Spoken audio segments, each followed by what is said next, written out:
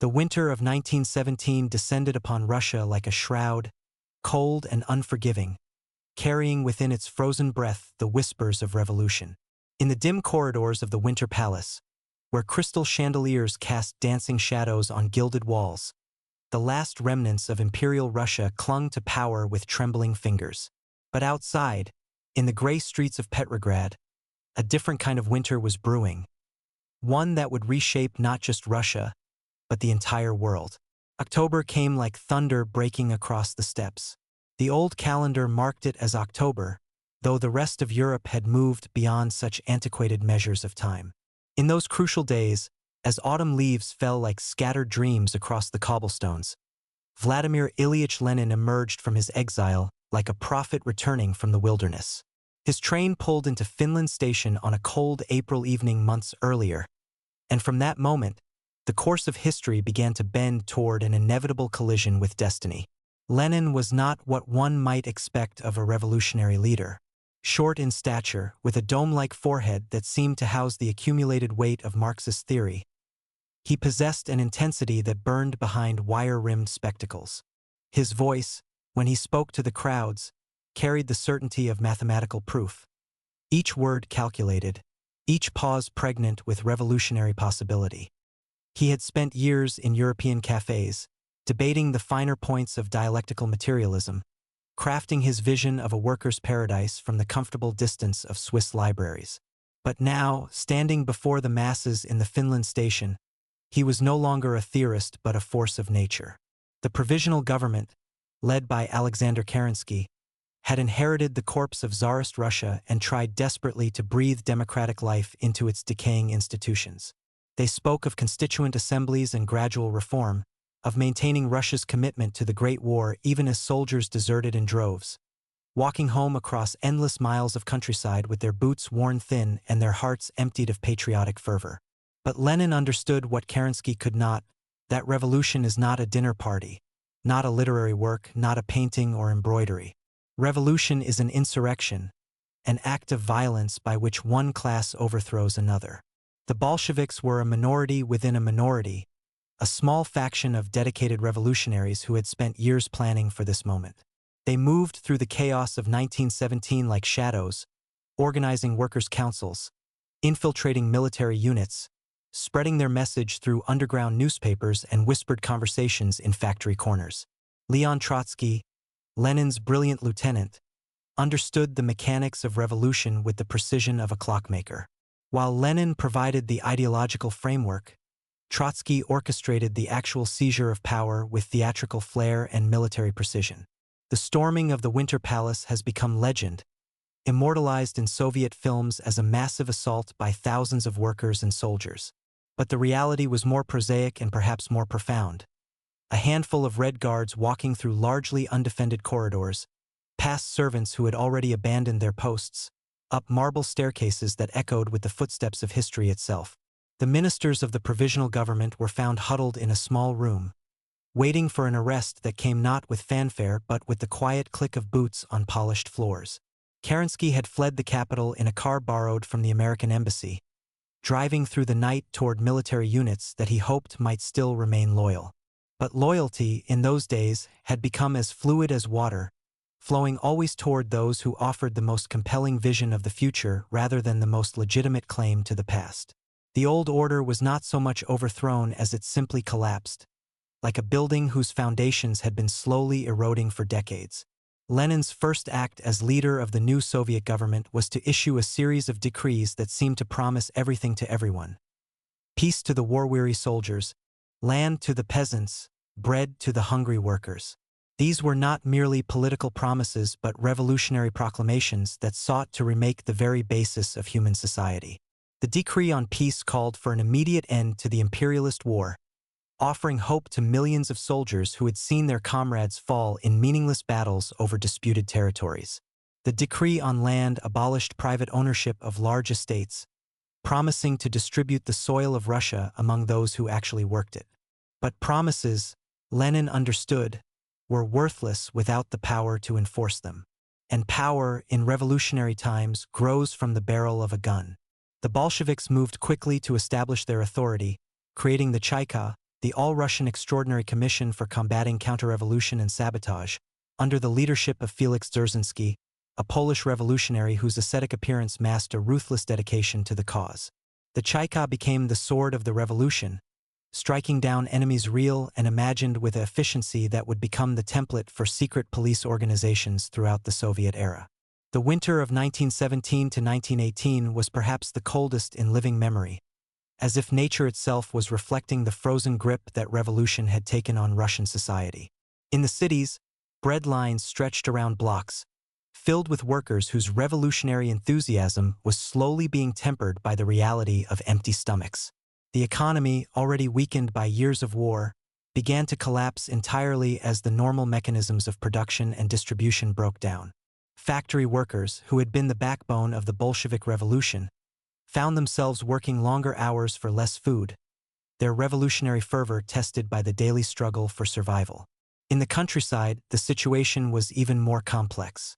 Peasants had taken Lenin's land decree as permission to seize whatever property they could, burning manor houses and dividing estates among themselves with rough justice. But peasant revolution was not the same as Bolshevik revolution. The farmers wanted land, not collectivization.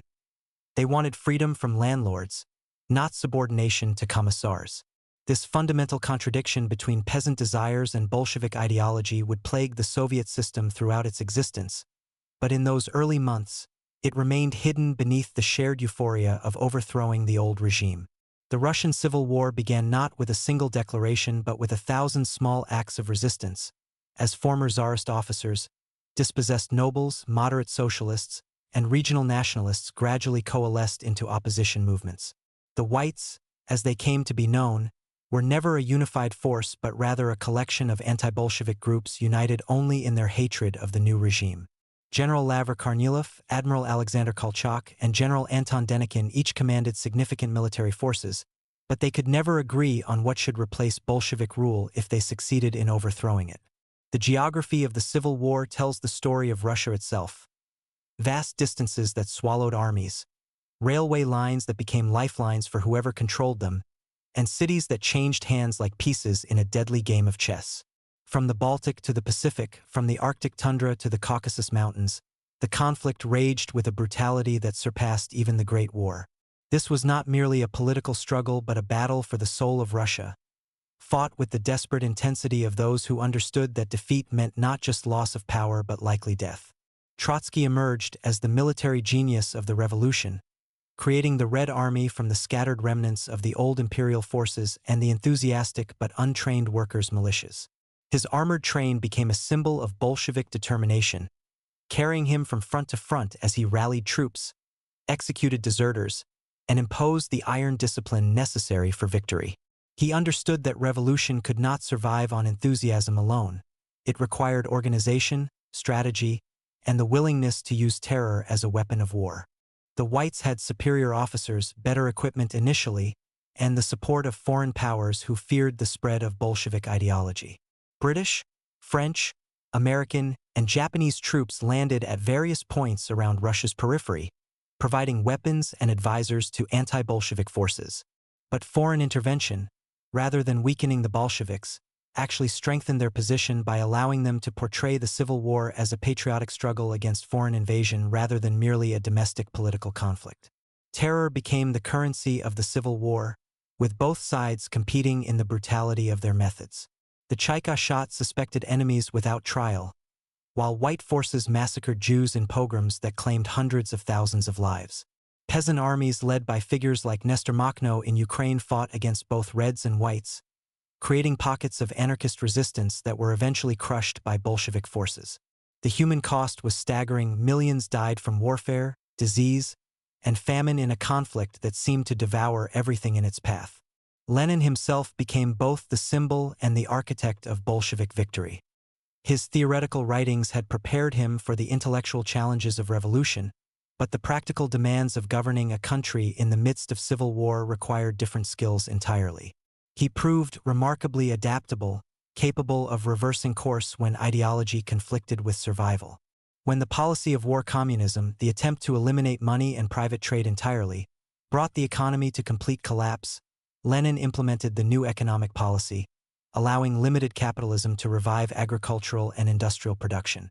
The assassination attempt on Lenin in August 1918 by Fanya Kaplan, a socialist revolutionary, marked a turning point in the revolution's character.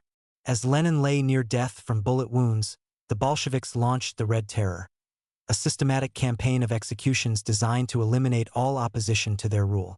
The victims were not only obvious enemies like former nobles and czarist officers, but also ordinary citizens whose only crime was belonging to the wrong social class or expressing doubt about Bolshevik policies. By 1920, the main white armies had been defeated, their remnants fleeing into exile or disappearing into the vastness of Siberia.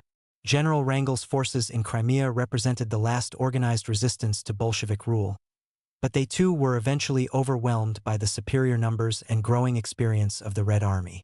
The evacuation of white forces from Sevastopol in November 1920 marked the effective end of organized military opposition to Bolshevik rule, though partisan warfare would continue in some regions for years to come. Victory in the Civil War came at an almost unimaginable cost. The Russian Empire had lost not only millions of lives but entire regions. Poland, the Baltic states, Finland, and parts of Ukraine had achieved independence or been occupied by foreign powers.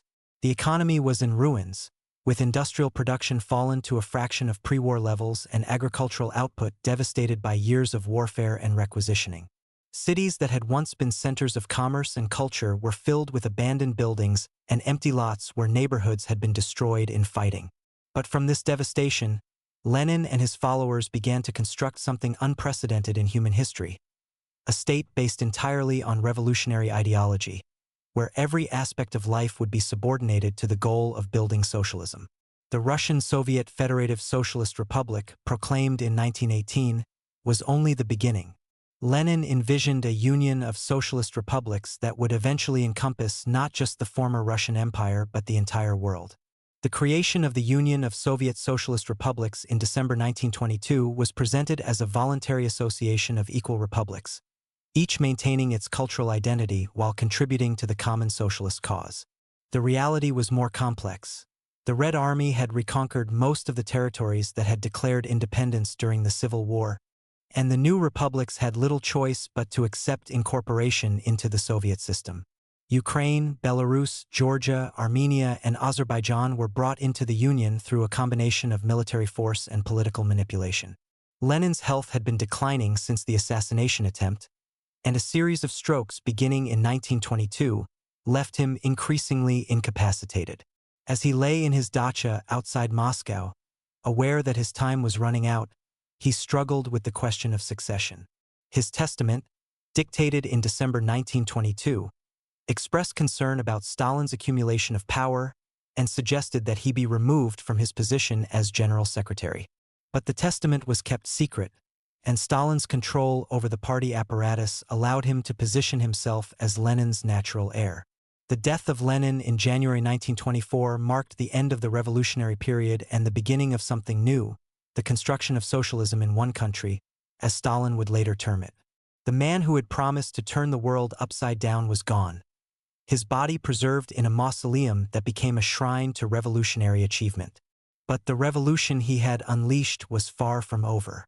It would continue to consume Russia and eventually half the world, creating a new form of civilization based on the belief that human nature itself could be transformed through the proper application of ideology and state power. The early Soviet state was a paradox wrapped in revolutionary rhetoric, a dictatorship that claimed to represent the will of the working class, a government that promised equality while creating new forms of hierarchy, a system that spoke of international brotherhood while suppressing national minorities. These contradictions were not accidental but inherent in the revolutionary project itself. Lenin had understood that building socialism would require not just changing economic relationships but remaking human consciousness itself. In the factories and collective farms, in the schools and cultural institutions, in the very language used in daily conversation, the Bolsheviks sought to create new Soviet people who would think and act according to socialist principles. The old Russian Empire had been held together by loyalty to the Tsar and adherence to Orthodox Christianity. The new Soviet Union would be bound by faith in the party and devotion to the cause of world revolution. As 1922 drew to a close and the Soviet Union officially came into existence, Few observers could have predicted that this experiment in applied Marxism would survive for nearly 7 decades. The new state appeared fragile, surrounded by hostile powers and internally divided by the ethnic and regional conflicts that had plagued the Russian Empire. But it possessed something that its enemies lacked, a unifying ideology that promised not just political change but human transformation, not just national improvement but world revolution. The stage was set for one of the most extraordinary and terrible chapters in human history. The revolution had triumphed, but now came the even more difficult task of building the socialist future that Lenin had promised. And waiting in the wings, already accumulating power and influence, was a Georgian revolutionary whose understanding of power was more ruthless and systematic than anything Lenin had imagined. Joseph Stalin was preparing to inherit the revolution and transform it into something its founders could never have envisioned. A totalitarian state that would reshape not just Russia but the entire global balance of power for generations to come. Part 2. Stalin and the Steel Order, 1924 to 1953. In the corridors of the Kremlin, where the ghosts of tsars once walked among golden icons and marble halls, a new kind of power was taking shape. It moved quietly at first, almost imperceptibly, like winter fog creeping across the Moscow River. Joseph Vissarionovich Zugashvili, who had long ago abandoned his Georgian birth name for the steel-hard pseudonym Stalin, understood something about power that his more brilliant colleagues had missed. While they debated theory in smoke-filled rooms and gave thunderous speeches to adoring crowds, Stalin was counting votes, placing allies, and methodically constructing an apparatus of control that would prove more durable than any army. The death of Lenin in January 1924 had left a vacuum at the heart of the Soviet system, and nature, as they say, abhors a vacuum. The Bolshevik Party, which had functioned as a disciplined revolutionary instrument under Lenin's guidance, suddenly found itself without its undisputed leader. The testament that Lenin had dictated during his final illness warned against Stalin's accumulation of power, suggesting that the Georgian was too rude to serve as general secretary. But testaments are only as powerful as those who choose to honor them, and Stalin had already positioned himself as the keeper of Lenin's legacy. Leon Trotsky, the brilliant orator and military strategist who had led the Red Army to victory in the Civil War, seemed the natural heir to Lenin's authority. He possessed the intellectual credentials, the revolutionary pedigree, and the popular following that should have made him the inevitable choice. But Trotsky's very brilliance worked against him. He was too proud to engage in the petty politics of party machinery, too confident in his own abilities to recognize the danger posed by the seemingly bureaucratic Stalin. While Trotsky wrote theoretical treatises on permanent revolution, Stalin was mastering the mundane art of appointing local party secretaries. The struggle for succession played out like a Greek tragedy, with each act revealing new depths of political cunning and personal betrayal. Stalin initially allied himself with Grigory Zinoviev and Lev Kamenev, two of Lenin's oldest associates, forming a troika that effectively isolated Trotsky from decision-making. They presented themselves as the guardians of party unity against Trotsky's allegedly Bonapartist ambitions, wrapping their personal ambitions in the language of collective leadership and revolutionary solidarity. Zinoviev, the party boss of Leningrad and a powerful orator in his own right, believed he was using Stalin as a junior partner in their alliance. Kamenev, Lenin's brother-in-law and a sophisticated intellectual, saw Stalin as a useful counterweight to Trotsky's military prestige. Neither understood that Stalin viewed alliances as temporary arrangements to be discarded once they had served their purpose. The Georgian revolutionary possessed a patience that bordered on the pathological, willing to wait years for the perfect moment to strike against his enemies. The ideological framework for Stalin's rise was provided by his theory of socialism in one country, a doctrine that fundamentally reinterpreted Marx's vision of world revolution. Where Lenin had seen the Russian Revolution as merely the first spark in a global conflagration, Stalin argued that the Soviet Union could build socialism within its own borders regardless of revolutionary success elsewhere. This theory appealed to a party exhausted by years of warfare and economic crisis, offering the promise of focusing on domestic development rather than pursuing dangerous international adventures.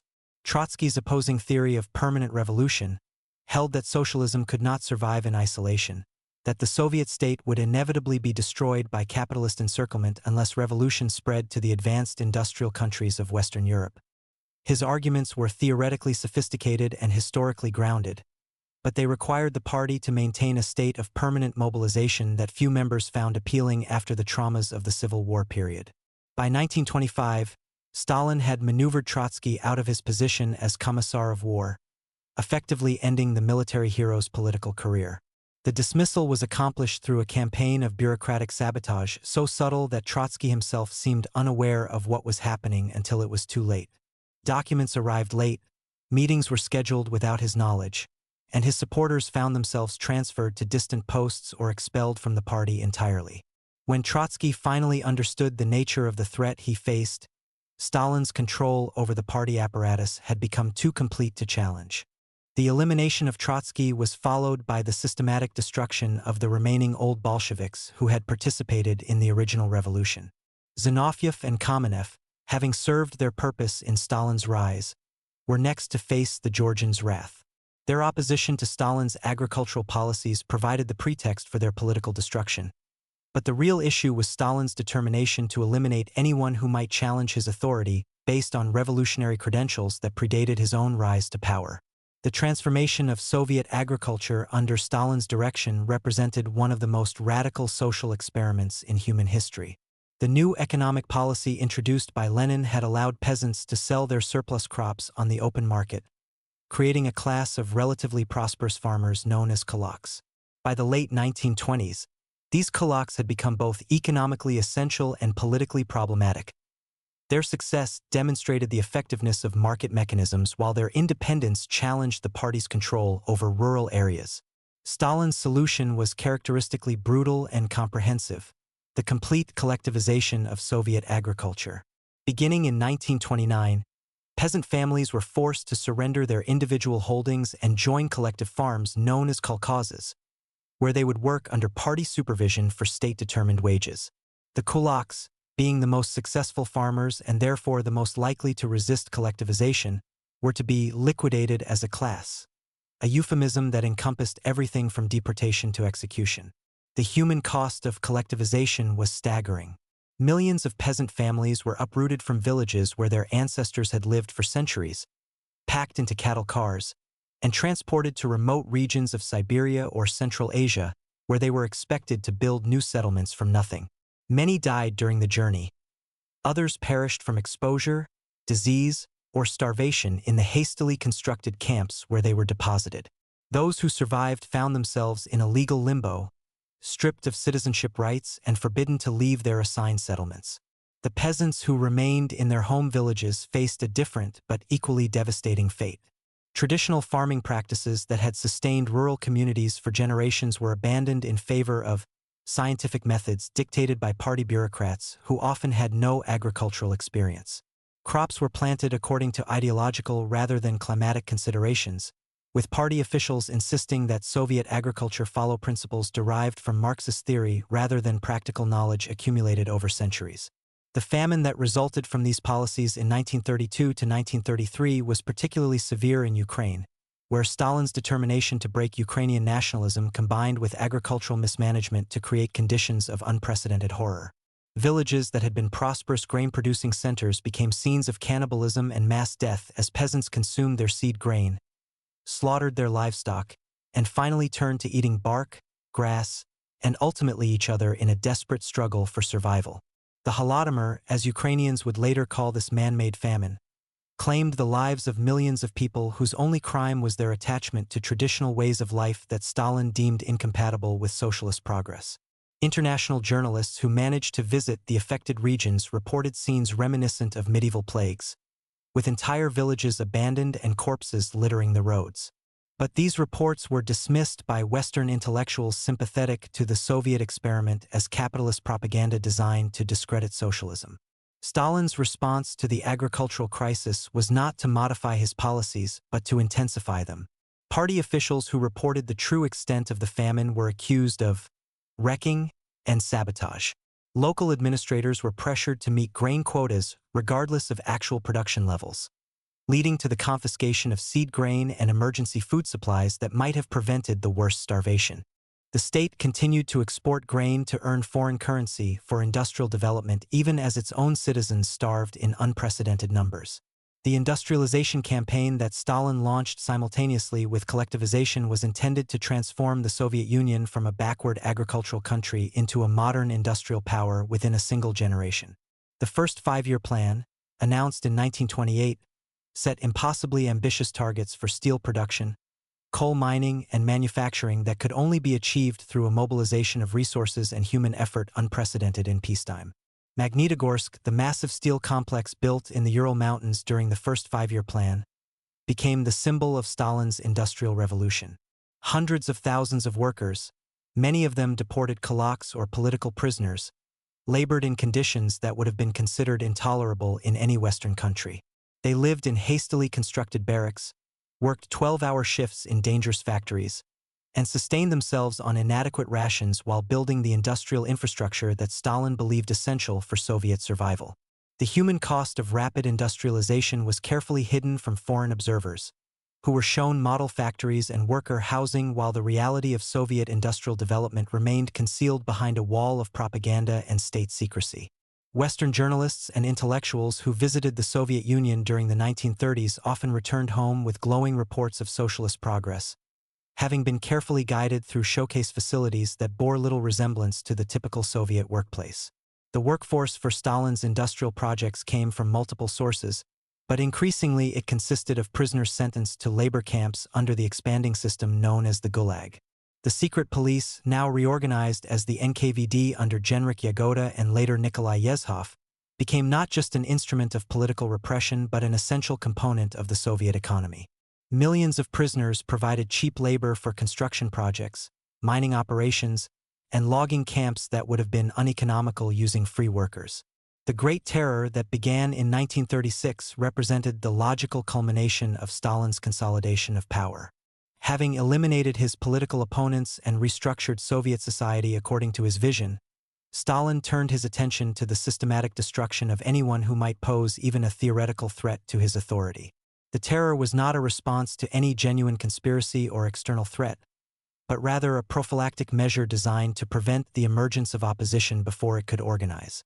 The show trials that marked the public face of the Great Terror were carefully choreographed theatrical productions designed to demonstrate Stalin's complete victory over his enemies. Zinoviev, Kamenev, and eventually most of the remaining old Bolsheviks were forced to confess to fantastic crimes against the Soviet state, admitting to conspiracies that existed only in the imagination of their interrogators. The confessions were extracted through months of psychological torture, sleep deprivation, and threats against family members. But they served Stalin's purpose of delegitimizing any alternative to his leadership. Nikolai Bukharin, Lenin's favorite and the party's most sophisticated theorist, was perhaps the most tragic victim of the show trials. His final letter to Stalin, smuggled out of prison before his execution, revealed a broken man who still believed in the socialist cause even as he faced death at the hands of his former comrades. The destruction of Bukharin eliminated the last credible alternative to Stalin's interpretation of Marxist theory, leaving the Georgian dictator as the sole authoritative voice on socialist doctrine. But the public trials represented only the visible tip of a much larger iceberg of repression.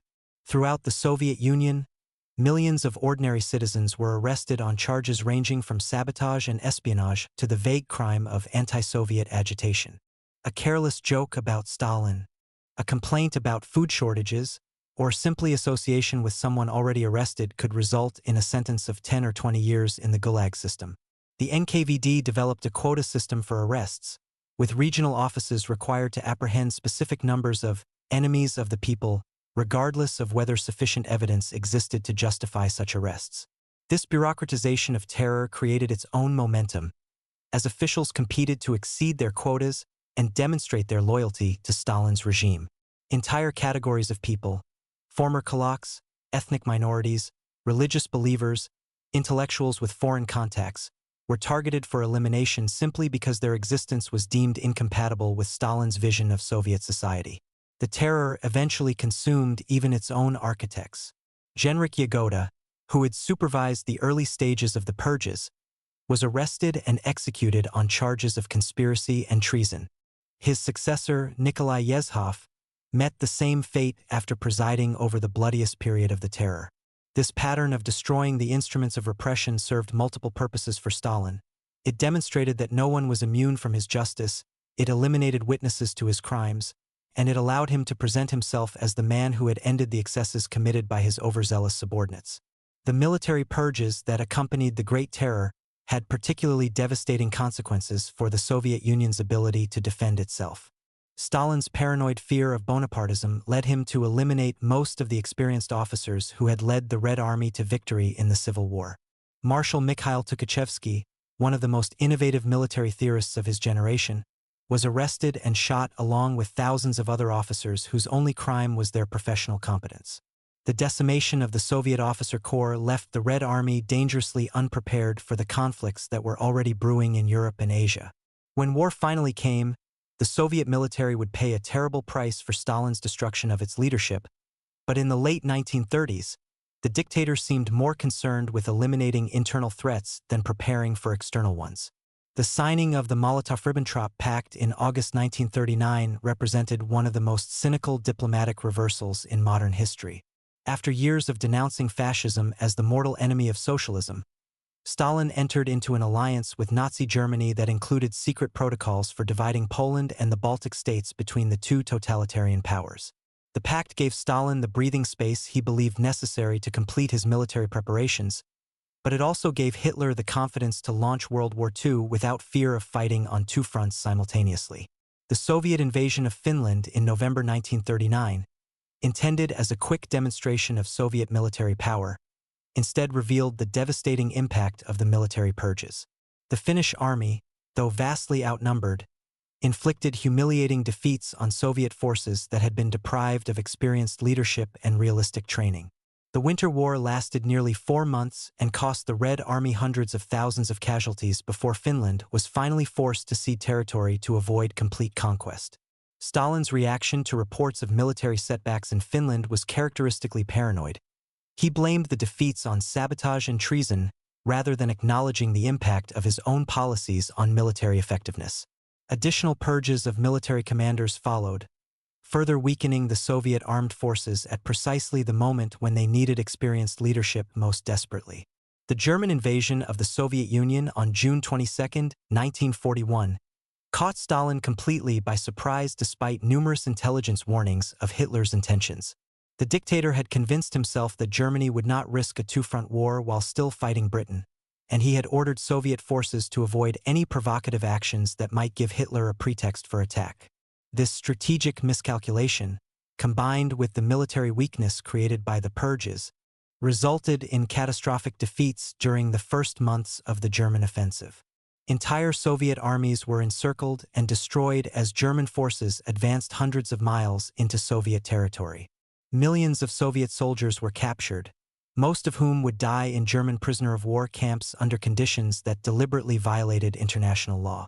The industrial cities of Ukraine and the Baltic republics fell to German forces, depriving the Soviet Union of crucial economic resources at the moment when they were most needed for military production. Stalin's initial response to the invasion was near paralysis. For several days, he remained in his dacha outside Moscow, apparently unable to comprehend the magnitude of the disaster that his policies had helped create. When he finally addressed the Soviet people on July 3, 1941, his speech began with the unprecedented phrase "brothers and sisters," an admission that communist ideology alone was insufficient to motivate the desperate resistance that would be required for survival. The recovery of Soviet military effectiveness during 1942 and 1943 represented one of the most remarkable comebacks in military history. Stalin gradually learned to delegate operational decisions to competent generals like Georgy Zhukov and Alexander Vasilevsky, while maintaining overall strategic control and ensuring that political reliability remained a crucial factor in military advancement.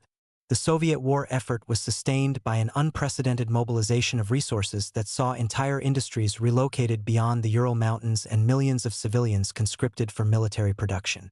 The Battle of Stalingrad, which raged from August 1942 to February 1943, became the turning point of the war and the foundation of Stalin's post-war reputation as the architect of victory over fascism.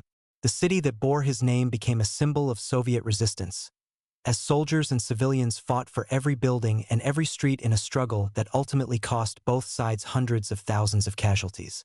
The German surrender at Stalingrad marked the beginning of a Soviet offensive that would carry the Red Army all the way to Berlin.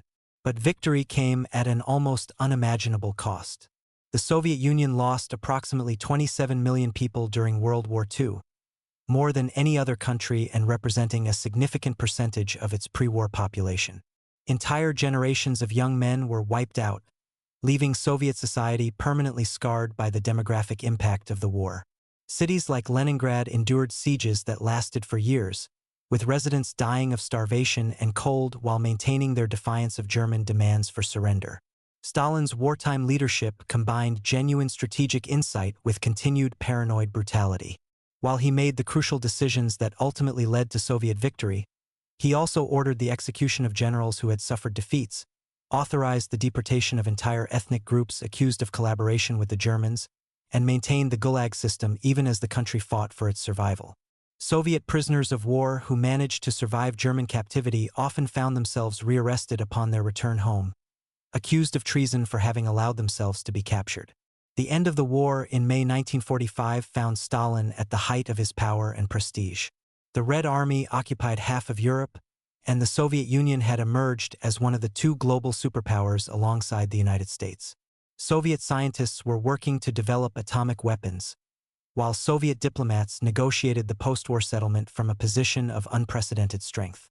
The man who had once been dismissed as a mediocre Georgian had become the ruler of the largest country on earth and the leader of a global ideological movement.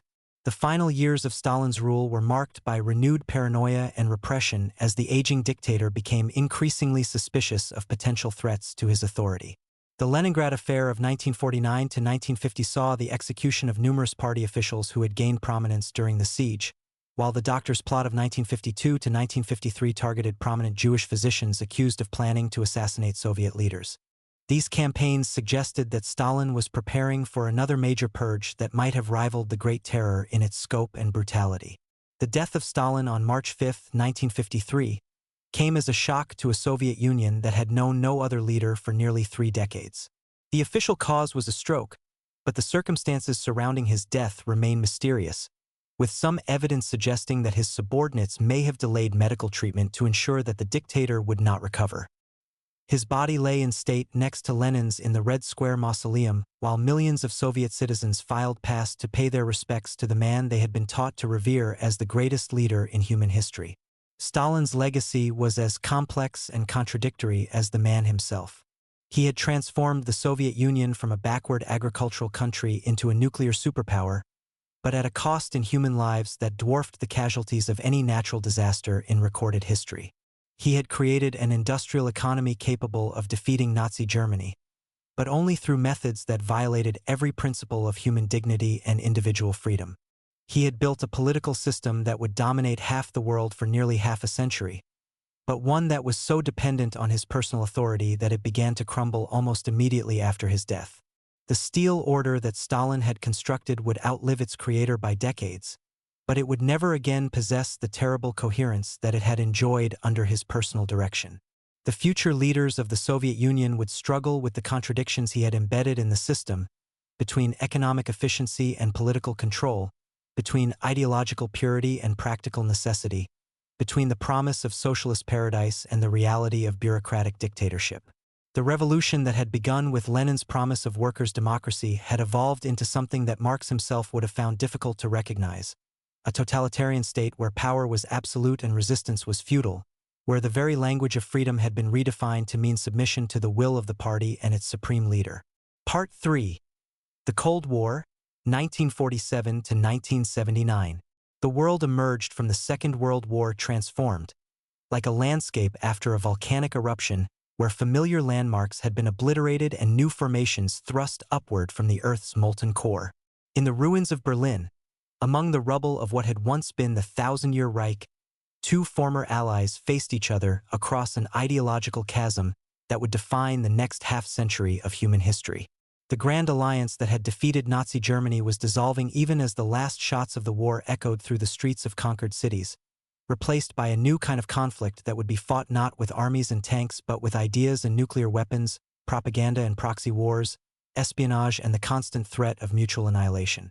Stalin's death in March 1953 had created a power vacuum in the Kremlin that would take years to resolve. The collective leadership that succeeded the dictator Georgy Malenkov, Lavrentiy Beria, Vyacheslav Molotov, and others represented different visions of what the Soviet Union should become in the post-Stalin era. But it was Nikita Khrushchev, the rotund Ukrainian who had supervised the carnage of Stalingrad and the subsequent reconstruction of Ukraine, who would ultimately emerge as the dominant figure in Soviet politics through a combination of political cunning and genuine reformist instincts that distinguished him from his more conservative colleagues. The execution of Beria in December 1953, barely 9 months after Stalin's death, marked the end of the terror as a routine instrument of Soviet governance. The secret police chief who had overseen the worst excesses of the Stalin era was arrested by his own colleagues, tried in secret, and shot, becoming perhaps the last victim of the system he had helped to create. His elimination sent a signal throughout the Soviet hierarchy that the arbitrary violence of the Stalin years would not continue under the new leadership, though it would take years for this message to be fully absorbed by a population that had learned to live in constant fear. Khrushchev's consolidation of power was gradual and methodical, accomplished through the same bureaucratic maneuvering that had enabled Stalin's rise 30 years earlier, but without the accompanying bloodshed. By 1955, he had outmaneuvered Malenkov and established himself as first secretary of the Communist Party, the position that had become the key to supreme power in the Soviet system. Unlike Stalin, however, Khrushchev would never achieve absolute dominance over his colleagues, remaining dependent on their support and vulnerable to their opposition throughout his tenure. The speech that changed everything was delivered in the early morning hours of February 25, 1956, in the Kremlin's Palace of Congresses before a closed session of the 20th Party Congress. For 4 hours, Khrushchev detailed Stalin's crimes against the party and the Soviet people, describing the purges, the deportations, the paranoid atmosphere that had paralyzed Soviet governance, and the military disasters that had resulted from the dictator's refusal to heed intelligence warnings. The audience, hardened party officials who had survived the Stalin era, sat in stunned silence as their former leader was systematically demolished by his successor. The secret speech, as it came to be known, was never officially published in the Soviet Union, but its contents spread through whispered conversations, samizdat copies, and foreign radio broadcasts that penetrated the Iron Curtain despite the best efforts of Soviet jammers. The psychological impact on the Soviet population was profound and lasting. Millions of people who had genuinely believed in Stalin's greatness were forced to confront the reality that their idol had been a murderous tyrant, that the sacrifices they had made had been exploited by a paranoid dictator, that the system they had trusted had betrayed them repeatedly. De-Stalinization, as this process came to be called, proceeded unevenly and with constant backtracking as Khrushchev struggled to balance the need for reform against the resistance of conservative party officials, who feared that criticism of Stalin would inevitably lead to criticism of the entire Soviet system. The rehabilitation of purge victims proceeded slowly, with families sometimes waiting years to learn the fate of relatives who had disappeared decades earlier. The Gulag system was gradually reduced in size, though it was never entirely eliminated, and millions of political prisoners were released to rebuild lives that had been shattered by years of forced labor. The cultural thaw that accompanied de-Stalinization created space for artistic and intellectual expression that had been impossible during the Stalin years. Writers like Alexander Solzhenitsyn began to publish works that hinted at the reality of Soviet prison camps, while poets like Yevgeny Yevtushenko gave voice to a generation's frustration with official lies and bureaucratic hypocrisy. The boundaries of permissible discourse remained narrow and constantly shifting, but for the first time since the 1920s, Soviet citizens could engage in limited criticism of their government without automatic imprisonment. But the Cold War context complicated every aspect of Khrushchev's domestic reforms. The division of Europe into competing blocs had created a bipolar world where every political development was interpreted through the lens of ideological competition between capitalism and socialism. The Marshall Plan, announced by the United States in 1947, had committed American resources to the reconstruction of Western Europe on explicitly anti-communist terms, while the Soviet Union had responded by tightening its control over Eastern Europe and establishing the Council for Mutual Economic Assistance to coordinate economic development within the socialist bloc. The Berlin blockade of 1948 to 1949 had demonstrated the potential for superpower confrontation to escalate into direct military conflict. Stalin's attempt to force the Western Allies out of Berlin by cutting off ground access to the city had been defeated by the Berlin airlift, but only after bringing the world closer to war than at any time since 1945. The successful test of a Soviet atomic bomb in August 1949 had ended the American nuclear monopoly and introduced the terrifying possibility that future conflicts might result in the destruction of civilization itself. The Korean War, which began in June 1950 with the North Korean invasion of South Korea, represented the first major proxy conflict of the Cold War era. While Soviet pilots flew missions against American forces under cover of Chinese markings, and Soviet advisors helped plan North Korean operations, the conflict remained officially limited to prevent direct superpower confrontation.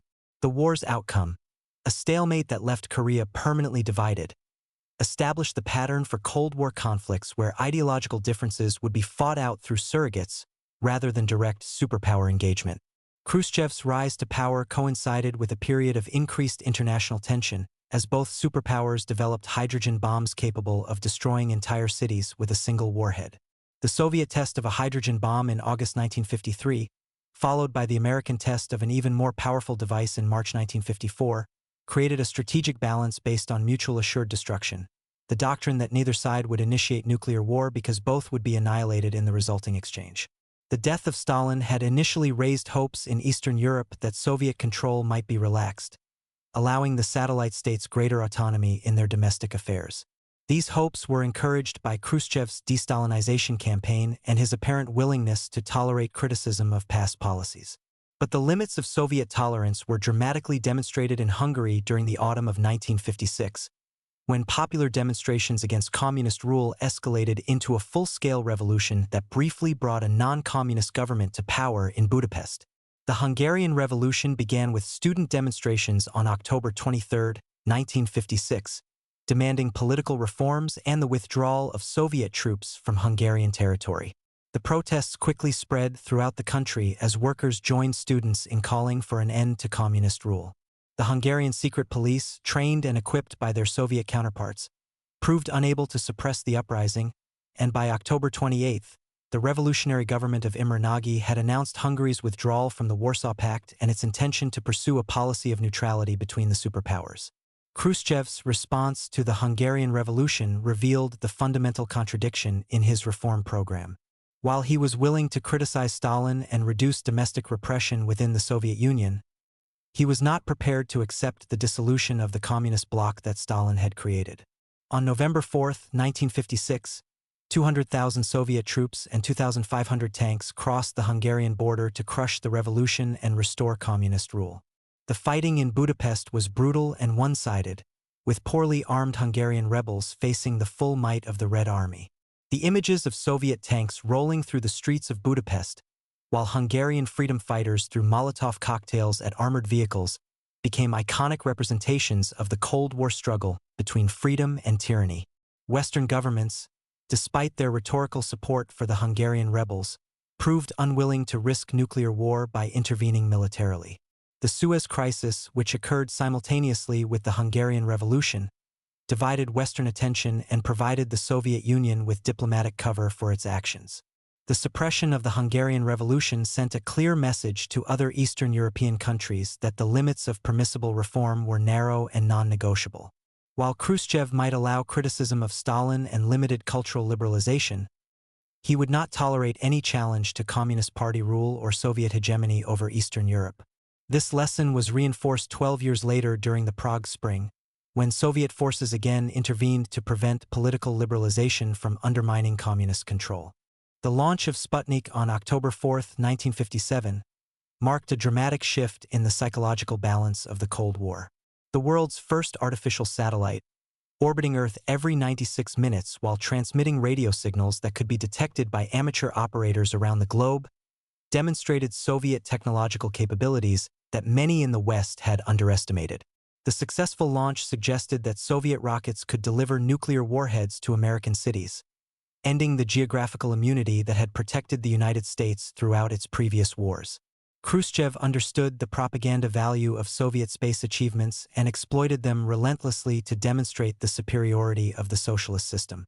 The flight of Yuri Gagarin on April 12, 1961, made him the first human being to orbit Earth and provided the Soviet Union with perhaps its greatest propaganda victory of the entire Cold War. Gagarin's boyish smile and humble origins. He was the son of a collective farm worker, embodied the Soviet promise that ordinary people could achieve extraordinary things under socialism. The space program became a symbol of Soviet technical prowess and ideological superiority, but it also represented the militarization of science that characterized both superpowers during the Cold War. The same rockets that launched cosmonauts into orbit could deliver nuclear warheads to enemy cities, and the same technological capabilities that enabled lunar exploration could be used for satellite reconnaissance and missile guidance systems. The boundary between peaceful scientific research and military preparation had become so blurred as to be meaningless. The construction of the Berlin Wall beginning on August 13, 1961, provided the most visible symbol of the Iron Curtain that divided Europe throughout the Cold War period. The decision to seal off East Berlin was prompted by the massive hemorrhage of refugees fleeing to the west through the city's open border. Nearly 3 million East Germans had escaped since 1949, representing a devastating brain drain that threatened the viability of the communist state. The wall began as a simple barbed wire barrier erected overnight while most Berliners slept, but it quickly evolved into an elaborate system of concrete barriers, guard towers, minefields, and anti-vehicle obstacles that stretched for nearly 100 miles around West Berlin. Families were separated overnight, with relatives living on opposite sides of the city suddenly finding themselves citizens of hostile states with no legal means of communication or visitation. The human drama of divided Berlin played out daily in full view of international media, as desperate East Germans attempted increasingly dangerous escapes that often ended in death at the hands of border guards. The wall became a powerful symbol of communist oppression, but it also served Soviet strategic interests by stopping the refugee flow and stabilizing the East German state. The Western response to the wall's construction was largely rhetorical, demonstrating once again the limits of what the democratic powers were willing to do to confront Soviet actions in areas of established communist control. The Cuban Missile Crisis of October 1962 brought the world closer to nuclear war than at any other point during the Cold War. Khrushchev's decision to place medium-range ballistic missiles in Cuba was motivated by a combination of strategic calculation and personal pique. The missiles would partially offset American nuclear superiority while demonstrating Soviet ability to project power into the Western Hemisphere. The discovery of the missile sites by American reconnaissance aircraft on October 14, 1962, initiated 13 days of superpower confrontation that could have ended in global catastrophe. President John F. Kennedy's response to the missile crisis combined public firmness with private flexibility, demanding the removal of Soviet missiles while secretly agreeing to remove American missiles from Turkey and pledging not to invade Cuba. The resolution of the crisis through diplomatic negotiation, rather than military action, demonstrated that both superpowers had learned to manage their competition to avoid nuclear war. But it also revealed how quickly local conflicts could escalate into global confrontations.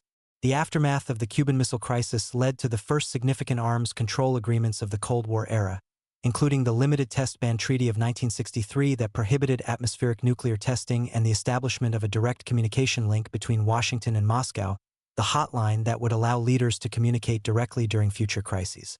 These measures represented tacit recognition by both superpowers that their competition had to be conducted within limits that preserved the possibility of human survival. Khrushchev's domestic policies during the late 1950s and early 1960s reflected his continuing struggle to reform the Soviet system without undermining its fundamental structure. His promise to achieve communism within 20 years, made at the 22nd Party Congress in 1961, represented an attempt to restore ideological enthusiasm to a population that had become cynical about official promises. But the practical problems of Soviet economic management proved resistant to Khrushchev's often impulsive reform initiatives. The Virgin Lands Campaign, launched in 1954 to bring millions of acres of previously uncultivated land in Kazakhstan and Siberia under agricultural production, initially appeared successful as good weather produced record harvests. But the environmental costs of plowing fragile steppe ecosystems became apparent within a few years as soil erosion and climatic variability caused yields to collapse. The campaign's failure symbolized the broader problems of Soviet economic planning, which consistently prioritized short-term political gains over long-term sustainability. Khrushchev's erratic leadership style and increasingly grandiose promises gradually alienated his colleagues in the party leadership. His boast that the Soviet Union would bury the capitalist West economically was undermined by persistent consumer shortages and agricultural failures. His foreign policy adventures, from the Cuban Missile Crisis to confrontations with China over ideological purity, created international tensions that his colleagues feared might lead to nuclear war. The removal of Khrushchev in October 1964 was accomplished through the same bureaucratic procedures that had brought him to power, but without the violence that had characterized earlier leadership changes. His colleagues simply voted him out of office while he was vacationing in the Crimea, ending his career with a pension and a dacha rather than a prison cell or execution. The bloodless nature of his removal demonstrated how much the Soviet system had changed since the Stalin era, but it also revealed the institutional constraints that limited any leader's ability to implement fundamental reforms. Leonid Brezhnev, who emerged as Khrushchev's successor after a brief period of collective leadership, represented a return to conservative stability after the turbulence of the Khrushchev years. His 18-year tenure would be characterized by international détente, domestic stagnation, and the gradual erosion of the ideological enthusiasm that had once driven the Soviet system. The Brezhnev era would see the Soviet Union achieve nuclear parity with the United States and extend its influence into the Third World, but it would also witness the beginning of the economic and social problems that would eventually contribute to the system's collapse. The Prague Spring of 1968 represented the most serious challenge to Soviet control over Eastern Europe since the Hungarian Revolution 12 years earlier. The reform program initiated by Alexander Dubček's government in Czechoslovakia included press freedom, political pluralism, and economic liberalization that went far beyond what Moscow considered acceptable. The parallels to Hungary were obvious to Soviet leaders, but the Prague Spring was more dangerous because it originated within the Communist Party itself rather than from external opponents of the regime. The Soviet response to the Prague Spring was more carefully calibrated than the crude military intervention that had crushed the Hungarian Revolution.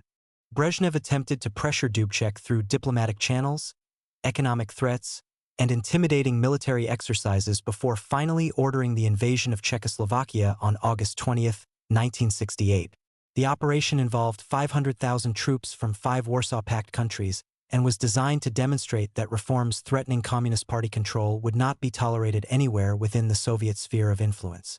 The Brezhnev Doctrine, as Western analysts termed the principle underlying the invasion, declared that threats to socialism in any communist country were threats to all communist countries and justified collective intervention to preserve the integrity of the socialist bloc.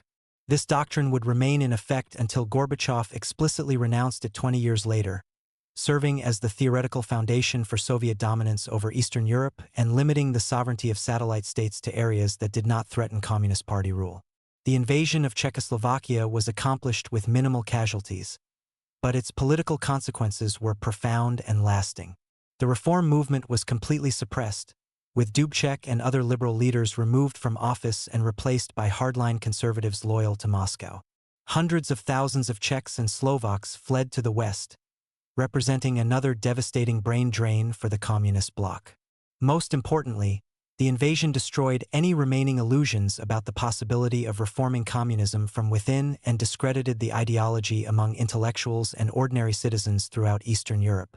The détente period of the early 1970s represented an attempt by both superpowers to manage their competition through negotiated agreements rather than constant confrontation. The Strategic Arms Limitation Treaty, SALT-I, signed by Brezhnev and President Richard Nixon in 1972, placed limits on the number of strategic nuclear weapons that each side could deploy while allowing both to maintain forces capable of destroying the other. The treaty represented recognition that nuclear parity had been achieved and that further arms racing would be both expensive and destabilizing. The Helsinki Accords of 1975 appeared to represent a major Soviet diplomatic victory, as the Western powers formally recognized the post-war borders in Europe and acknowledged Soviet control over Eastern Europe. But the human rights provisions included in the accords provided dissidents throughout the communist bloc with an internationally recognized legal framework for challenging their government's repressive policies. The Moscow-Helsinki Group, founded by physicist Andrei Sakharov and other dissidents, used the accords to document human rights violations and demand compliance with the agreements that their own government had signed. The emergence of a dissident movement within the Soviet Union during the 1960s and 1970s represented a fundamental challenge to the regime's claim to represent the interests of the Soviet people. Unlike earlier forms of opposition that had been based on alternative political programs, the dissidents focused primarily on human rights and the rule of law, demanding that the Soviet government comply with its own constitution and international agreements.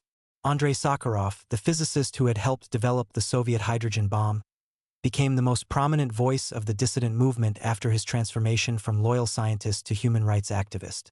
His Nobel Peace Prize in 1975 brought international attention to the plight of Soviet dissidents but also resulted in his internal exile to the closed city of Gorky. Alexander Solzhenitsyn's publication of the Gulag Archipelago in the West provided detailed documentation of the Soviet prison camp system and challenged the regime's historical narrative about its achievements.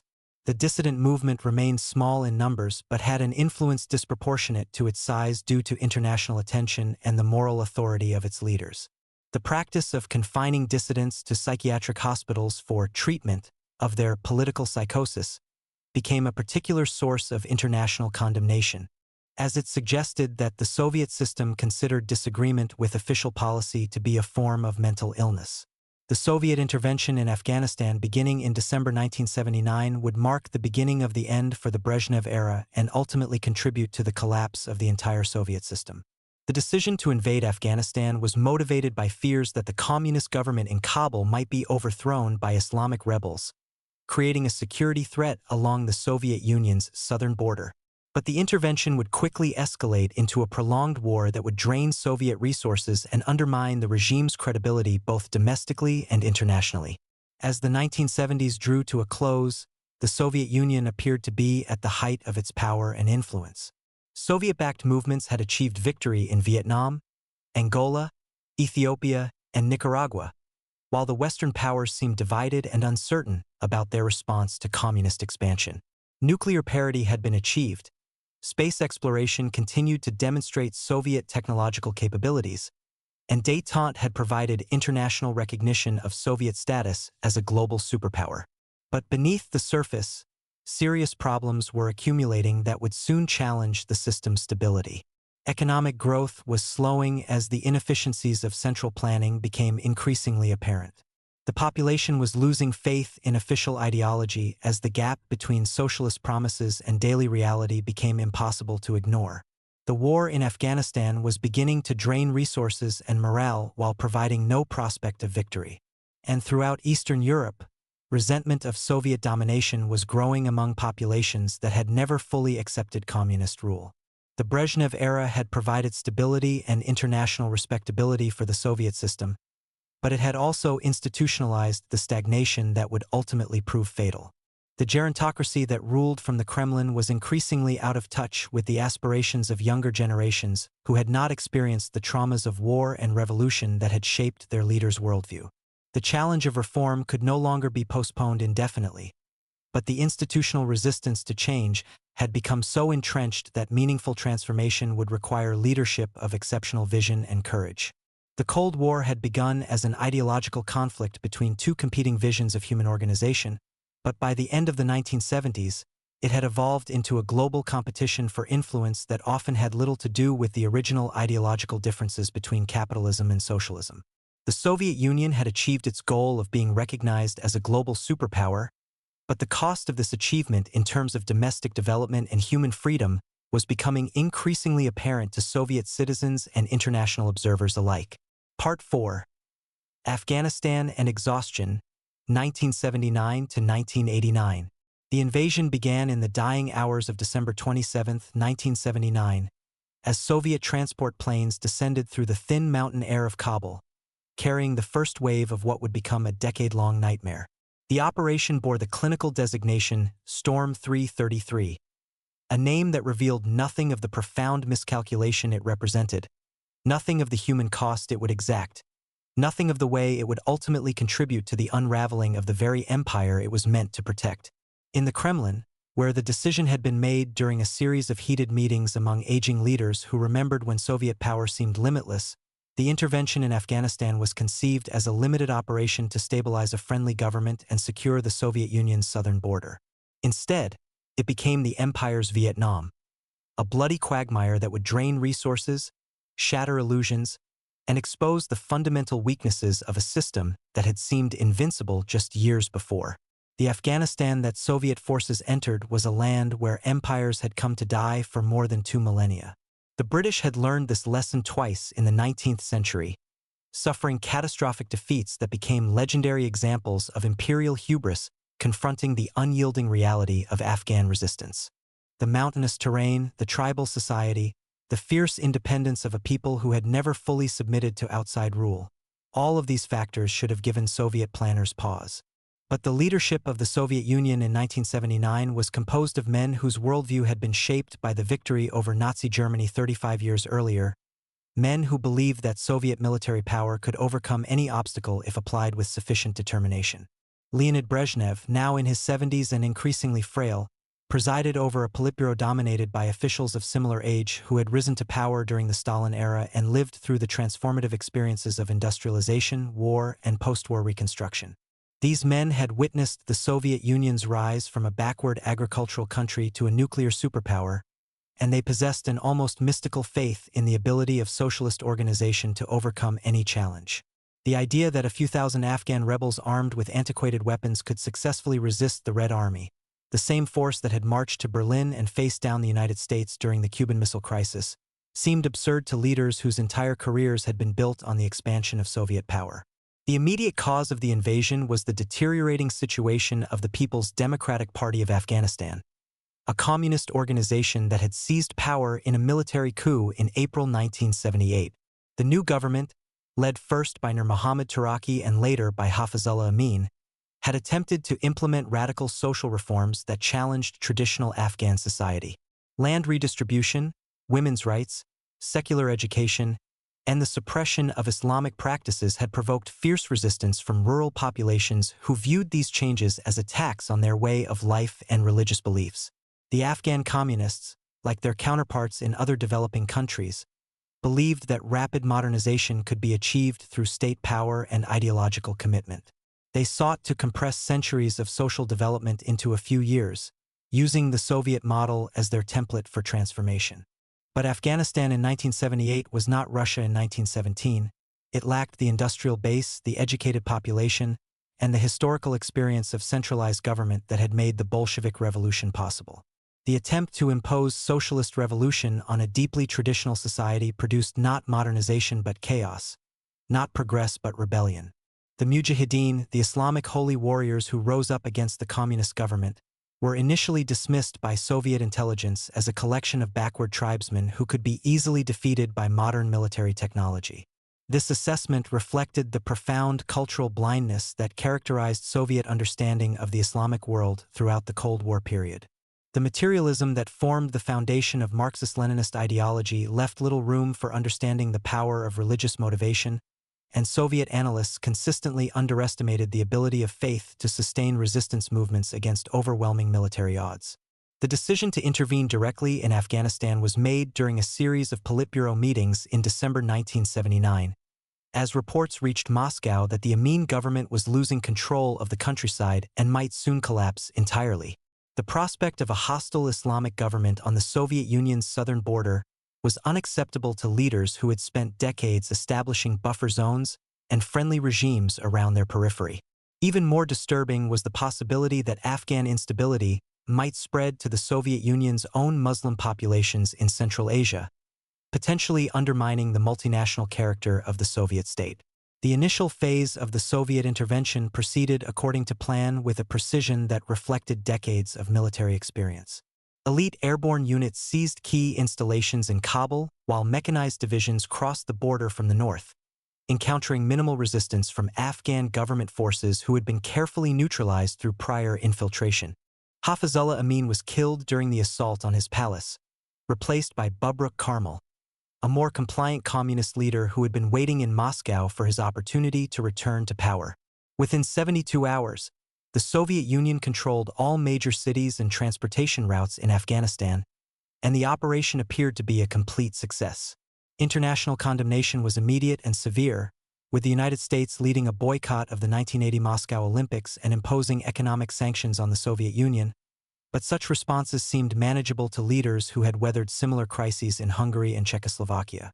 The assumption in Moscow was that the Mujahideen would gradually recognize the futility of resistance and accept the new reality, allowing Soviet forces to withdraw after establishing a stable communist government. This assumption proved to be catastrophically wrong. Far from accepting defeat, the Mujahideen interpreted the Soviet invasion as confirmation of their religious duty to wage jihad against foreign occupiers. The arrival of Soviet forces transformed what had been a domestic rebellion against an unpopular government into a holy war against infidel invaders, providing the resistance movement with a unifying ideology that transcended tribal and ethnic divisions. Young men who might have remained neutral in a civil war against fellow Afghans flocked to join the jihad against the Soviets, while Pakistani madrasas produced a steady stream of foreign volunteers eager to participate in what they saw as a sacred struggle. The terrain of Afghanistan was ideally suited for guerrilla warfare, with its mountains, caves, and hidden valleys providing natural refuges for resistance fighters.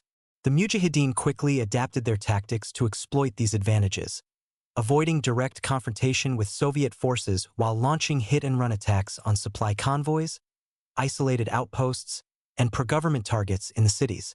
The border with Pakistan provided a sanctuary where Mujahideen could rest, rearm, and train beyond the reach of Soviet forces, while the sympathy of the local population provided intelligence and logistical support that proved invaluable to the resistance. The human cost of the Afghan war began mounting almost immediately, though the true extent of Soviet casualties was carefully concealed from the Soviet public. Young conscripts who had expected to serve their military obligation in relative safety found themselves in a hostile environment where any civilian might be an enemy and any roadside object might conceal a bomb.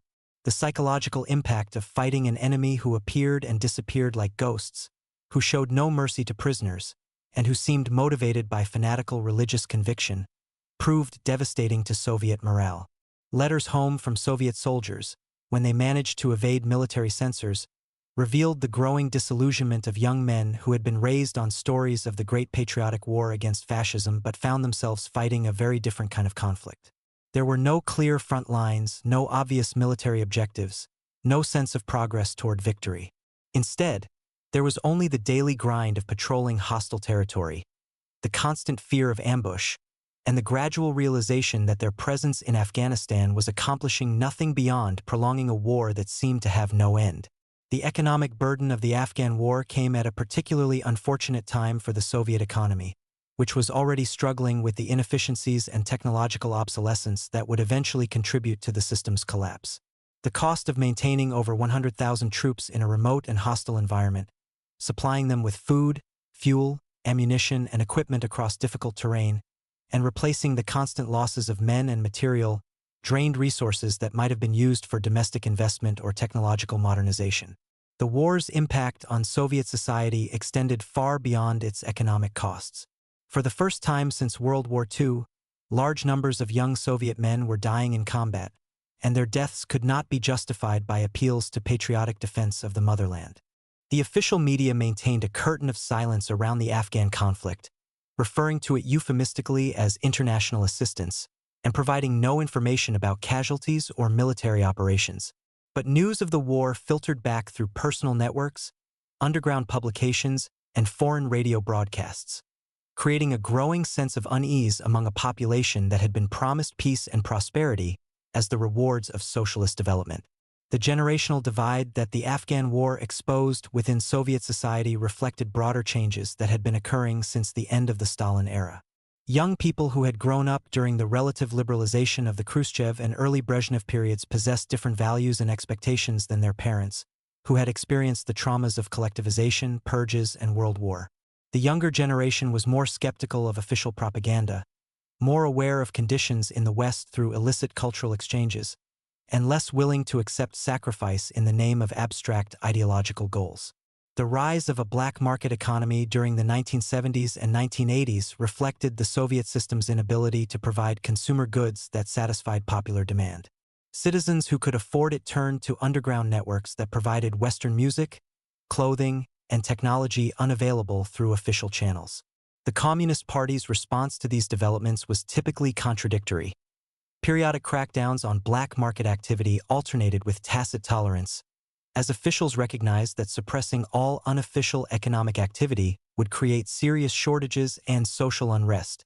The alcohol epidemic that plagued Soviet society during the Brezhnev era was both a symptom and a cause of the system's declining legitimacy. With few legal outlets for individual expression or advancement, many Soviet citizens sought escape through drinking that reached levels unprecedented in Russian history. The economic costs of widespread alcoholism, reduced productivity, increased healthcare expenses, family breakdown were enormous, but the social and psychological costs were even greater. A population that had once taken pride in building socialism was increasingly turning to alcohol to cope with the gap between official promises and daily reality. The Chernobyl nuclear disaster of April 26, 1986, became a powerful metaphor for the broader failure of the Soviet system. The explosion and fire at the Chernobyl nuclear power plant in Ukraine released radioactive materials across a wide area, but the initial Soviet response was characterized by secrecy, denial, and incompetence that exposed the regime's inability to deal with complex technological challenges. The disaster occurred during the early years of Mikhail Gorbachev's leadership, and his initially secretive response damaged his credibility and highlighted the need for greater openness in Soviet society.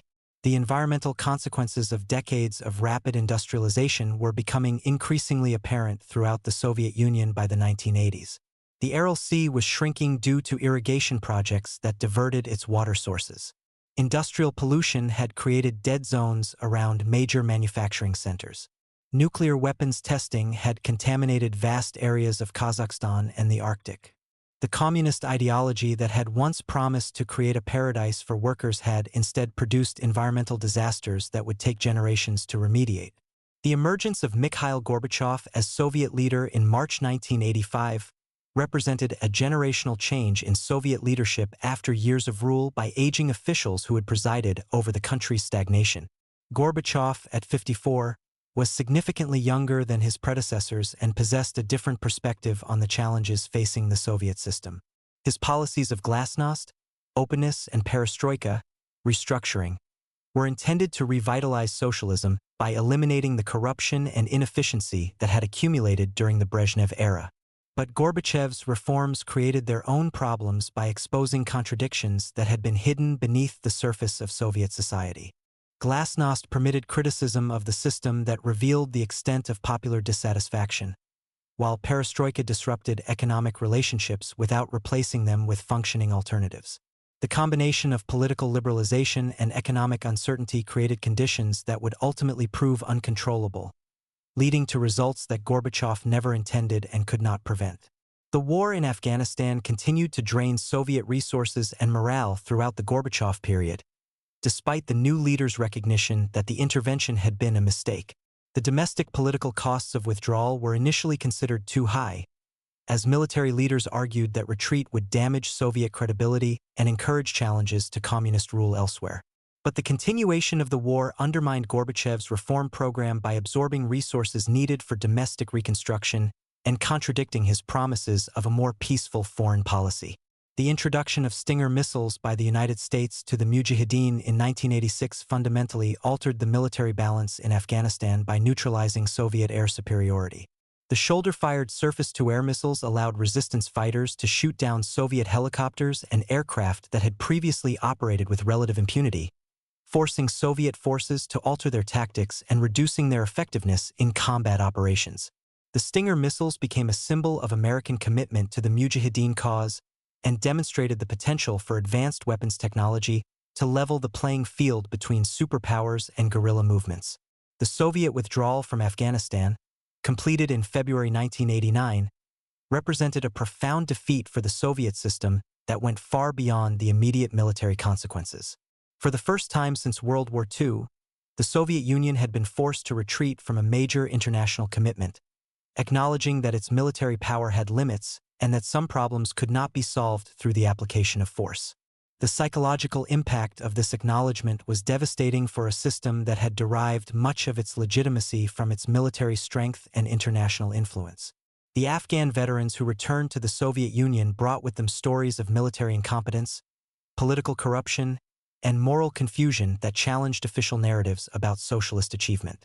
These men had witnessed the gap between Soviet propaganda and battlefield reality, had seen their friends die for goals that seemed increasingly meaningless, and had lost faith in the system they had been raised to defend. Their experiences contributed to the broader disillusionment that was spreading throughout Soviet society during the final years of the Cold War. The human cost of the Afghan War was finally acknowledged during the Glasnost period, as Soviet media began reporting casualty figures that had been classified for nearly a decade.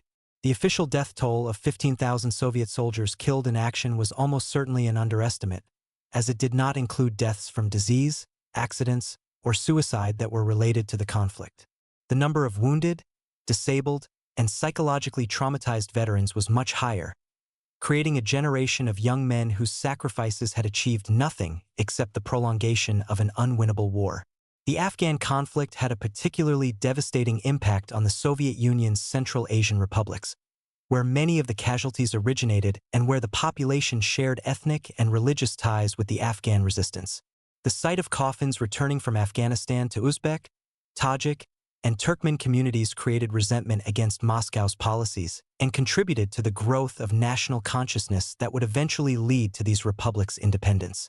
As the 1980s drew to a close, the Soviet Union was struggling with multiple crises that seemed to reinforce each other in a downward spiral of decline. The economy was stagnating despite Gorbachev's reforms. Ethnic tensions were increasing throughout the multinational empire.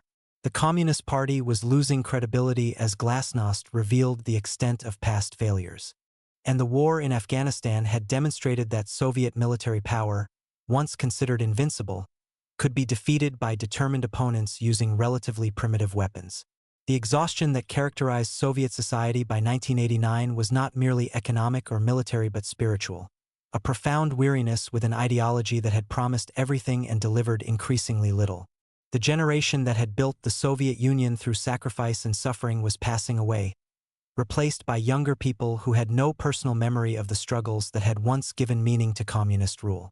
For these younger citizens, the Soviet system was not the culmination of historical progress but simply the only government they had ever known, and its failures were becoming impossible to ignore or excuse.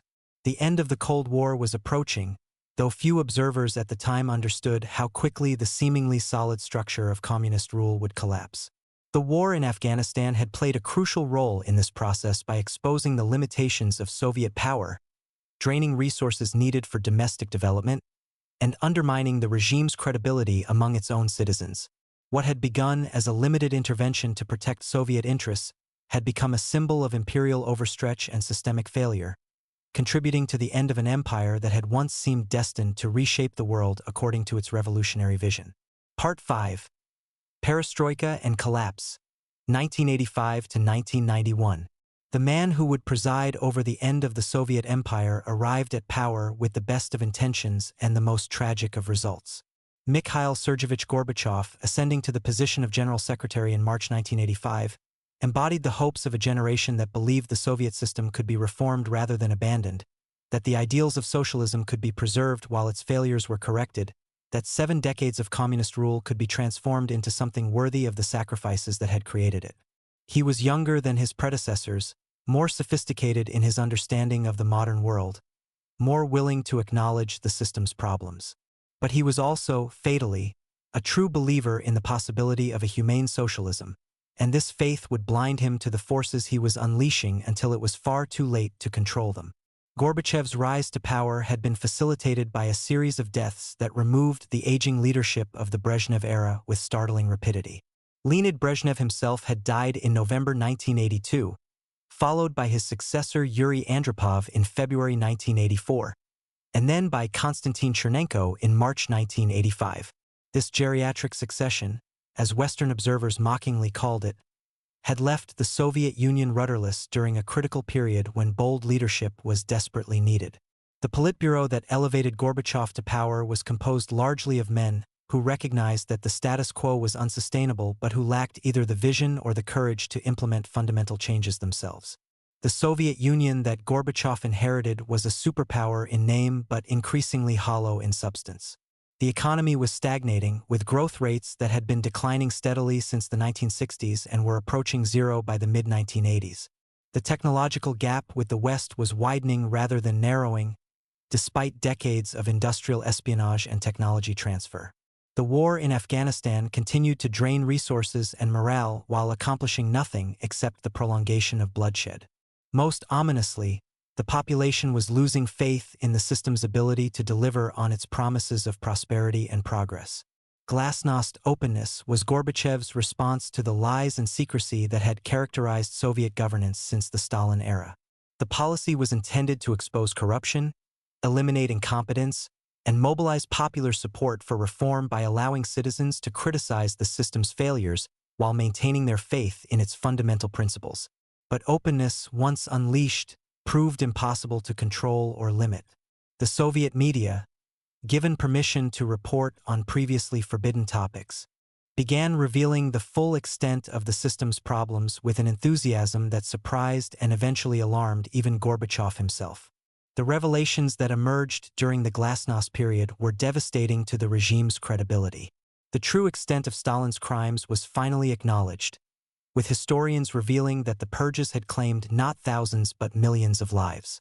The environmental disasters caused by decades of reckless industrialization were exposed, showing that large areas of the Soviet Union had been rendered uninhabitable by pollution and radioactive contamination. The lies that had surrounded every aspect of Soviet life, from economic statistics to historical events, were systematically exposed, leaving citizens to wonder whether anything they had been told by their government was true. Perestroika, restructuring, was meant to revitalize the Soviet economy by introducing elements of market mechanisms while maintaining the overall framework of socialist planning. Gorbachev and his advisors believed that the system's problems were primarily organizational rather than fundamental, that eliminating bureaucratic inefficiency and allowing limited private enterprise would unleash the productive potential that central planning had suppressed. This analysis proved to be catastrophically wrong, as the reforms disrupted existing economic relationships without creating functional alternatives. The cooperative movement that emerged during the early years of perestroika demonstrated both the potential and the problems of Gorbachev's economic reforms.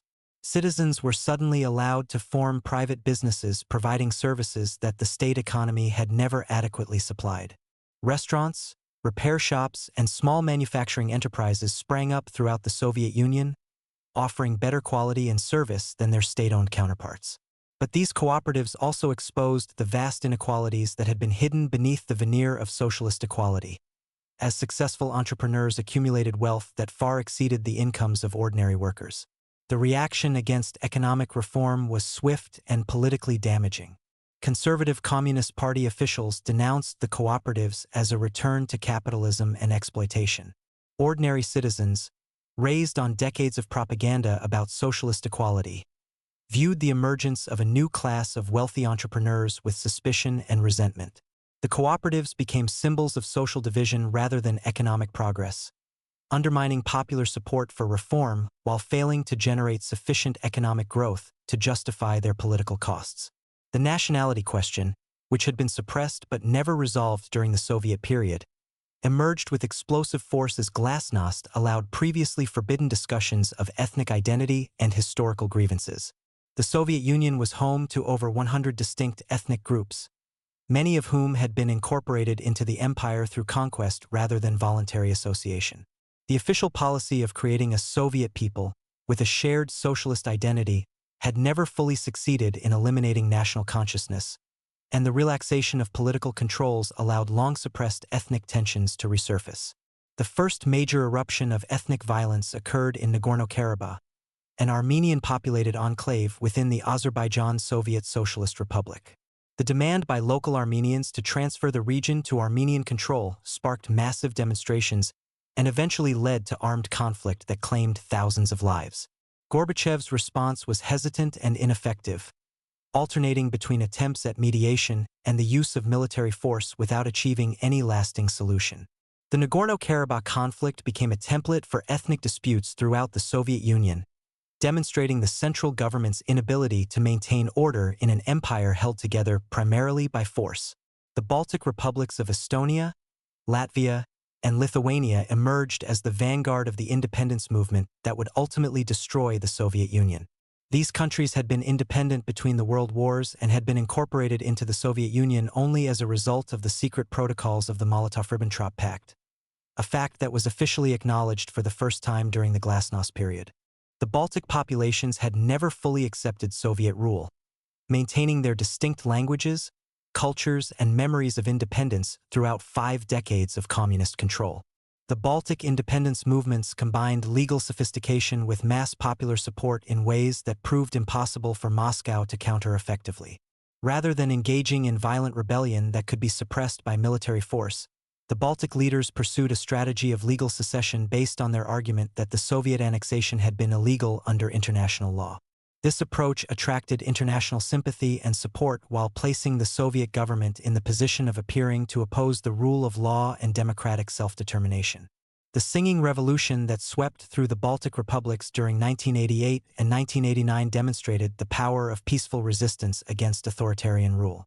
Mass gatherings where hundreds of thousands of citizens sang traditional songs and listened to speeches about national independence created a sense of shared purpose and collective identity that transcended individual fear of government repression. These events were broadcast throughout the world, creating powerful images of small nations asserting their right to freedom against an imperial giant. The fall of the Berlin Wall on November 9, 1989, marked the symbolic end of the Cold War and demonstrated the collapse of Soviet influence in Eastern Europe. Gorbachev's decision not to intervene militarily to preserve communist governments in Poland, Hungary, Czechoslovakia, and East Germany represented a fundamental break with the Brezhnev Doctrine that had maintained Soviet control over the region since World War II. This non-intervention was motivated partly by Gorbachev's genuine commitment to reform and partly by his recognition that the Soviet Union lacked the resources and political will to maintain its empire through force. The peaceful revolutions that swept through Eastern Europe during 1989 occurred with stunning rapidity, suggesting that communist rule had maintained itself primarily through fear rather than popular support. Once it became clear that Soviet tanks would not intervene to preserve the existing order, communist governments throughout the region either collapsed or transformed themselves into democratic institutions. The images of East Germans dancing on the Berlin Wall while attacking it with hammers and pickaxes became enduring symbols of freedom triumphing over oppression. The August 1991 coup attempt represented the last desperate effort by conservative forces to preserve the Soviet system through the use of force. A group of hardline officials, including Vice President Gennady Yanev, Defense Minister Dmitry Yazov, and KGB Chairman Vladimir Kryukov, placed Gorbachev under house arrest at his Crimean dacha and declared a state of emergency designed to halt the democratization process and preserve the unity of the Soviet Union. The conspirators fatally underestimated the changes that had occurred in Soviet society during the Glasnost period. Instead of accepting the coup as they might have during the Stalin era, Moscow citizens poured into the streets to defend their democratic institutions. Boris Yeltsin, the president of the Russian Soviet Federative Socialist Republic, emerged as the leader of the resistance, dramatically climbing onto a tank outside the Russian White House to rally opposition to the coup attempt. The failure of the August coup resulted not from military resistance but from the conspirators' inability to generate popular support for their actions. Key military units refused to fire on civilian demonstrators, while much of the government apparatus simply ignored orders from the emergency committee. The coup collapsed within 3 days, but its aftermath proved even more devastating to the Soviet system than its success would have been. Gorbachev's return from Crimea revealed the extent to which his authority had been undermined by the crisis. Boris Yeltsin, who had emerged as the hero of the resistance to the coup, now possessed greater legitimacy and popular support than the Soviet president. The balance of power had shifted decisively from the Union government to the republics, as regional leaders who had supported democracy against dictatorship now felt justified in pursuing their own independence movements. The dissolution of the Communist Party of the Soviet Union in the aftermath of the failed coup removed the institutional framework that had held the multinational state together since 1922. Without the party's organizational structure and ideological authority, the central government lacked any effective means of maintaining control over the vast territory and diverse populations of the Soviet Union. Regional leaders who had once owed their positions to party appointment now derived their authority from popular elections and felt no obligation to subordinate their interests to Moscow's demands. The final act of the Soviet drama played out during the months following the failed coup, as republic after republic declared independence and the central government's authority evaporated. The Ukrainian independence referendum of December 1, 1991, proved decisive, as 90% of voters chose to leave the Soviet Union. Without Ukraine, the second-largest republic and a crucial component of the Soviet economy, the Union became unsustainable both politically and economically. The meeting between Yeltsin, Ukrainian President Leonid Kravchuk, and Belarusian leader Stanislav Shushkevich at Belovezha Forest on December 8, 1991, formally dissolved the Soviet Union and replaced it with the Commonwealth of Independent States. This agreement was reached without consulting Gorbachev or any other Union authorities, reflecting the complete collapse of central authority that had occurred in the wake of the failed coup. Gorbachev's resignation speech on December 25, 1991, marked the official end of the Soviet Union after 69 years of existence. The man who had come to power hoping to reform and revitalize socialism found himself presiding over its complete collapse, becoming the first and last president of a country that ceased to exist. His final act was to transfer control of the Soviet nuclear arsenal to Boris Yeltsin, ensuring a peaceful transition despite the magnitude of the political transformation taking place.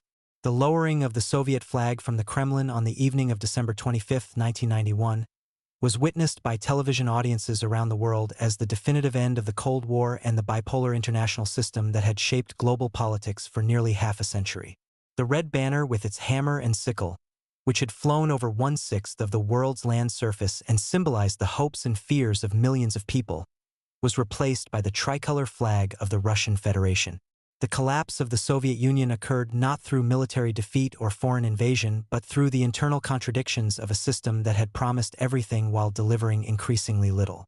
The reforms that Gorbachev had initiated to save socialism had instead revealed its fundamental incompatibility with human nature and economic reality. The empire that had survived world wars, famines, purges, and countless external threats succumbed finally to the simple demand of its own people for the right to speak freely, choose their own governments, and determine their own destinies.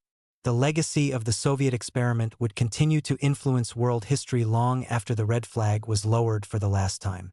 The 15 successor states that emerged from the collapse would struggle for decades with the economic, political, and social consequences of 70 years of communist rule. The ideas of social justice and economic equality that had inspired the original revolution would persist, seeking new forms of expression in a world that had moved far beyond the industrial conditions that had given birth to Marxism-Leninism. In the end, the Soviet Union had not been conquered by its enemies or destroyed by its opponents. It had simply exhausted itself, the steel order that Stalin had constructed proving ultimately too rigid to adapt to the changing world, too brutal to maintain popular support, too inefficient to compete with more flexible systems. The revolution that had promised to create new Soviet people had instead revealed the persistence of older human desires for freedom, dignity, and self-determination that no amount of ideology or state power could permanently suppress. The great experiment was over, leaving behind a complex legacy of achievement and failure, heroism and horror, dreams pursued and promises broken. The empire that had once seemed destined to reshape the world according to its revolutionary vision had vanished, not with the dramatic finality of military defeat, but with the quiet exhaustion of a system that had simply run out of energy to continue. In the silence that followed, the peoples of Eurasia began the long process of discovering what kind of societies they wanted to build from the ruins of the world that socialism had made and unmade.